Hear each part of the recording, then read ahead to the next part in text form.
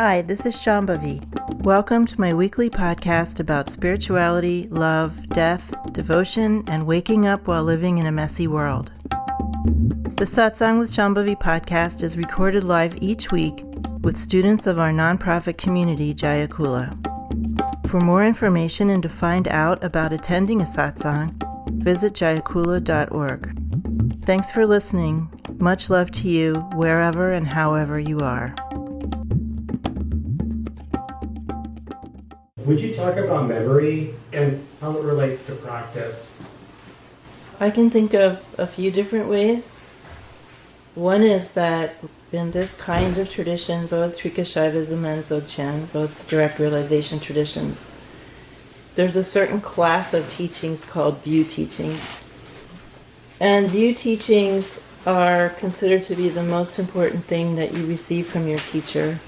View teachings are a form of transmission, and they tell us how to orient ourselves to practice. One of the things they say in Dzogchen is we receive the view, we practice the view, and then we embody the view. So the view is carrying us along, not till the very end though, because view is an aspect of practice. Eventually we don't need it because we're just immersed in that. But until then, lifetimes possibly for now, when we hear the view and when we remember the view, we don't forget it. We study it, we contemplate it, and we recall it in our practice when we feel we are kind of going off in a tangent. It can greatly help our practice. And most people, when they come to teachings and they hear view teachings, view tells us about cosmology, how things come to be, about death and how things stop being, and what happens after death. They tell us why we're practicing and the bigger context for our practice. And this is also a hallmark of this kind of tradition. Many other kinds of traditions, you come, you meet a teacher or a community, and you're given a practice to do, and no one really tells you much about it except how to do it. They don't really tell you sort of where it's situated in the larger context of that tradition. But in the direct realization traditions, it's considered to be very important to understand the larger context in order to get the best result. So that's one way in which memory is important. And for some people, you come and you hear the view, and that's really what resonates. Something in you recognizes that. You recognize that something about your existence is being spoken about that feels right to you, and that's often what makes people keep coming back, hearing view teachings. That's not the only thing, but it's often the case. And then there's a teaching that's sort of from Hinduism at large. It's not really from Trika, but that there's several different kinds of students. You know, one student is like a pot with holes in it. The teachings get poured in and they just spill out the other end.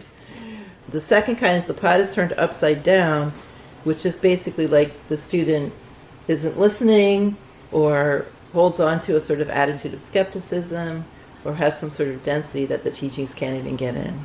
And the other is the pot is upright and the teachings can go in and be held. So what we want to do is try to hold the view by remembering it, and sometimes that requires study. Or maybe not hard study, but at least reviewing and reflecting. Most of you have been around for a while know that when I was at your stage of being a sadhaka student, I kept voluminous notebooks of things. And I would just go back and read those notebooks. Those notebooks had teachings in them. They had things that I read in books that I just wrote down from other teachers that inspired me. They had my own reflections on my own practice sort of all mushed together in these books. And I would read them over and over again for inspiration. And some of the view teachings that I give you guys are view teachings that I received from my teachers and wrote down in those books and studied and practiced with. Even when we're doing, for instance, if we're doing open-eyed meditation, remembering even a line of view can help bring us back to the correct orientation. So, in that sense, memory is important. The other kind of memory is a little more esoteric. And that's the kind of memory that first of all, is reflected in the fact that we do respond to the teachings at all. We have a kind of primordial memory of who we really are and what's really going on here. And when that kind of memory is there, then we can respond to the teachings in a more direct way. There's some people who are not interested in this kind of thing at all, or who very actively reject any kind of spirituality or practice or anything that is not WYSIWYG, what you see is what you get world. And all that means is that there's some kind of memory that isn't available to them. But anybody that's coming to this kind of tradition or doing any kind of practice has some sort of memory available to them of who they really are. Knowledge. In this sense, memory is knowledge of what your real nature is. You have to hear the teachings and already know. Like, as I always have said, you can be swirling with doubt, but you have to have one little pearl of confidence in order to even go forward. Otherwise, you just wouldn't. So I like to use that, I've probably been saying this for 20 years, but you have to know what you're looking for in order to have that yearning to seek it. You have to already know what it is that you're looking for. And that already knowing is a kind of memory or inner certainty about your real nature. Or at least a certainty like I had when I was a little kid, that what I was seeing in an ordinary sense was not all there was. I was absolutely certain about that. Even though I didn't know what it was that I was so desperately seeking, I was certain it was there. So there has to be some little grain of certainty. You could call it memory, you could call it knowledge, but it's what drives us. It's what causes us to respond when we encounter teachings. Can you talk about learning to listen to the teacher? Well, in a sense, it's a natural capacity that just needs to develop and be uncovered over time. When I say listening to the teacher, I don't mean blind obedience. I don't mean some sort of performance of following. I mean that improvisational listening, where you're really listening to somebody else and you're feeling all the subtleties of communication and you understand what the relationship is actually for and you're responding to that. That's what following actually is. Following is not slavish obedience or slavish agreement or trying to win the approval of the teacher by doing whatever it is they ask you to do. Any teacher who is really listening to the students doesn't ask people to do anything that they don't actually want to do on some level. If I ask somebody to do something, it might be like I'm sort of feeling out where they're at. And if I feel that they just don't want to do this thing, I back off immediately. It's like that inner knowing. There has to be prior agreement. There has to be permission. And part of the subtlety of listening is that permission. And then the student has to be subtly listening to the words of the teacher, feeling the attitude of the teacher, reading the silences of the teacher. There's all kinds of forms of communication when the student-teacher relationship is sort of operating in its full glory. But even a little bit of that is helpful. If you have a lot of conditioning, a lot of anxiety, certain very entrenched habits of thought and feeling, what happens is you're not listening to anybody really, or you're not listening well to anybody. For instance, a very ordinary example of this, very, very ordinary, is I'm talking or someone's talking and you look like you're listening, but you're actually formulating an answer in your mind while you're listening. And sometimes people do this externally too. They go, They're just like waiting for you to finish. That's like the most gross form of this. But there are other much more subtle forms of this. When people have an anxiety and they're trying to address that anxiety and they are not listening and they're not present for what's happening, that can really block communication between teachers and students. So the first thing that needs to happen is conditioning needs to subside a bit. And everybody comes in a different condition. As I have told you, I think one of the great miracles to me, from my perspective of my life, is that I knew how to work with teachers. And just came in knowing how to work with teachers and loving working with teachers. And I'm incredibly grateful for that. I don't know how that happened, but it's been one of the great contemplations of my life, like contemplating my relationships with my teachers and my students as a teacher. It's a very multi-layered, nuanced, orchestral kind of relationship.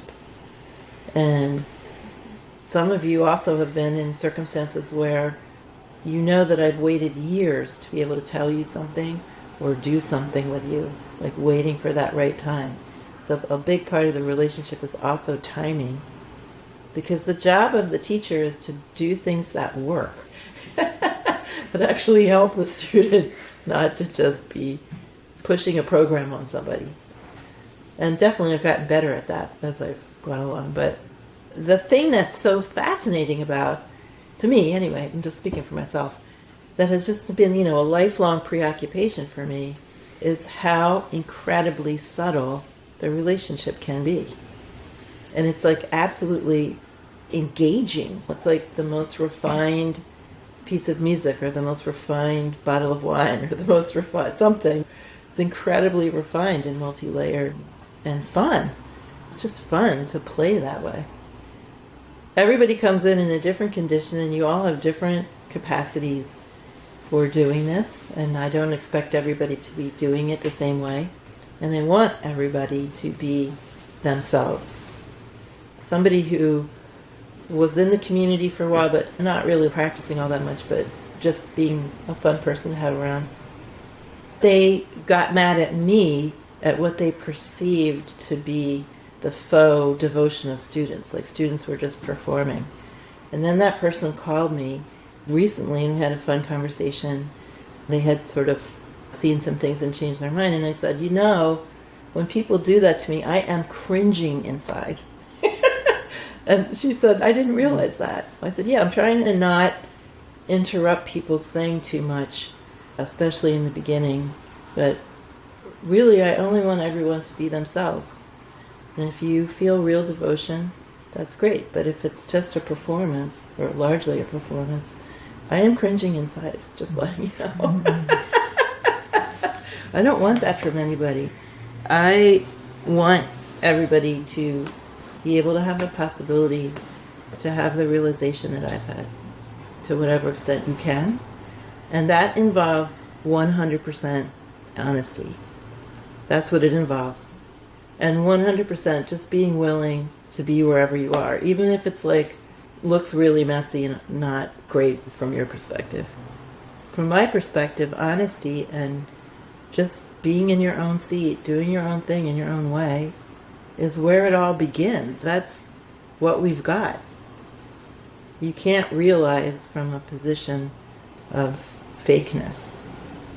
It just doesn't work. Of course, you can't just stop being fake, or contrived is a better word for that. You can't just stop being contrived just because it sounds like a good thing. The answer to how to have more natural relationship with the teacher is to do sadhana and slowly wear away these contrivances. It takes time. Some things might go away faster or slower, but it takes time.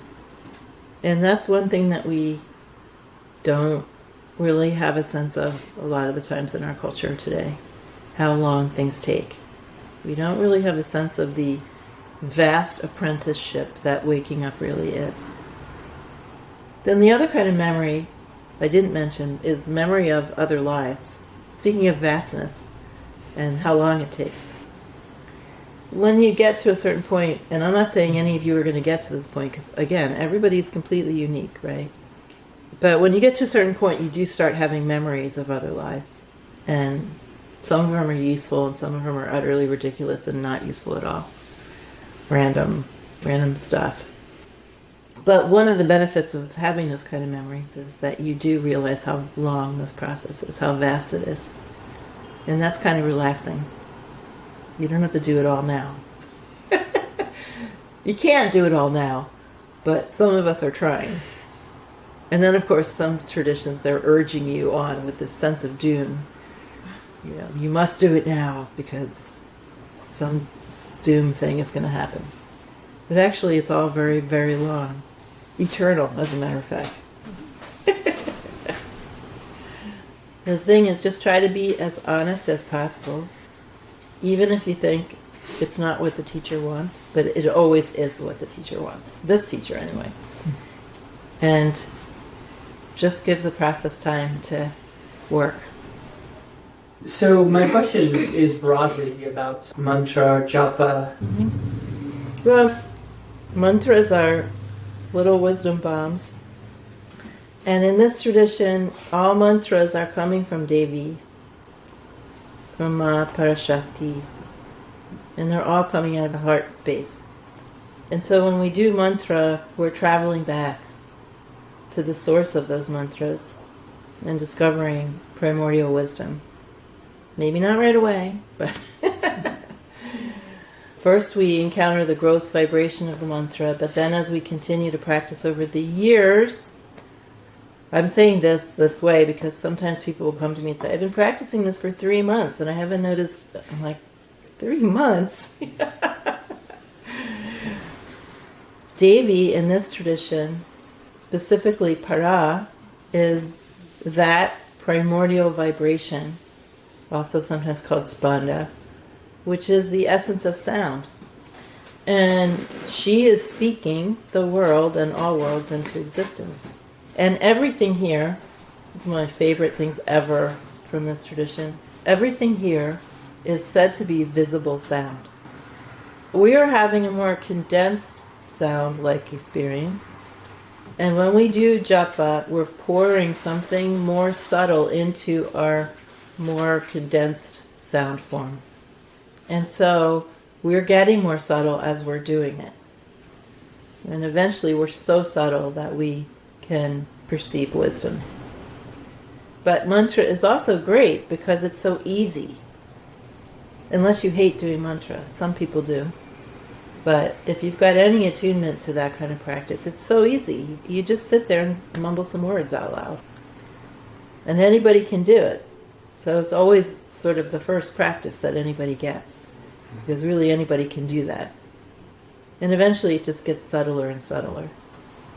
So it's like you're being leavened. Dense sound is being leavened with more subtle sound. But all sounds are said to come out of the heart space. Anahata chakra, which isn't quite the heart space, but Anahata chakra, the unstruck sound, the sound that's always sounding, that is the essence of all manifest life. And if you want to discover that, you have to do a lot of practice.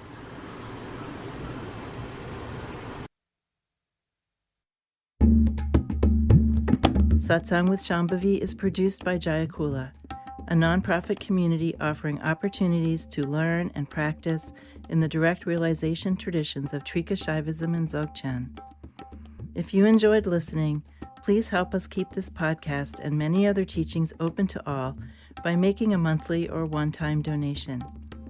Visit jayakula.org to make a donation and explore more of our offerings.